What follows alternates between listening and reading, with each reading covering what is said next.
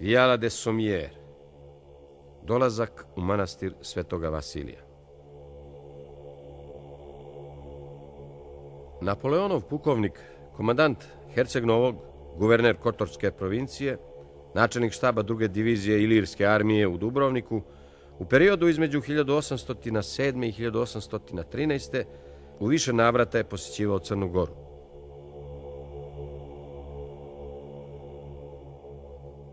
U Manastirsku dolinu smo stigli putevima o kojima se ljudi donekle brinu. Približavamo se svetom mjestu, poznatom po svakojakim čudesima, bogatom zahvaljujući novcu nekih vladara, a koje se izdržava i od poklona vjernika koji dolaze odasvud u znak zahvalnosti za učinjena dobra djela.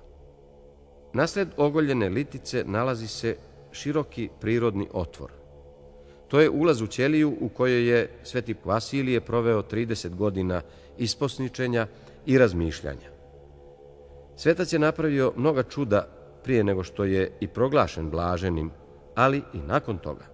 I sva ta čuda su prouzrokovala opet druga. Svetom Vasiliju ne donose poklone samo pravoslavci iz Crne Gore. U manastir dolaze Bosanci, Srbi, Vlasi i Albanci. Posjećuju ga i Latini, čak mu se na neki način i Turci dive, iako se većina njih pretvara da u čuda ne vjeruje, pa se čak i izruguju.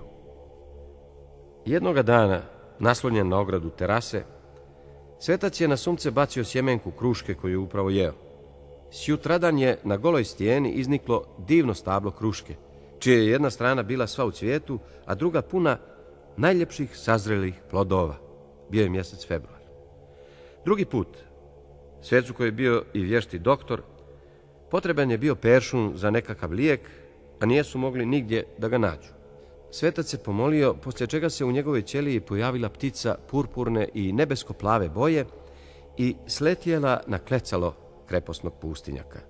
Ptica je u svom zlatnom kljunu držala sjeme peršuna. Svetac ga je odmah posijao na kamenoj terasi i već sutradan peršun je bio za upotrebu. Kasnije se svake godine množio sam od sebe u jednom uglu do kojega nikada nijesu dopirali ni sunce ni kiša. Priča najzad kaže da je prije otprilike 100 godina u pustinjakovo prebivalište došao nekakav Turčin koji je u stvari bio nevjernik i hinio je smjernost i vjeru kako bi zadobio naklonost blaženoga. Čim je kovčeg sa moštima otvoren, Turčin mu je prišao i pretvarajući se da će ponizno da cijeliva svetu ruku, ugrizao je snažno kažiprst da bi provjerio da li je tijelo živo, ali iznenada se dogodilo čudo.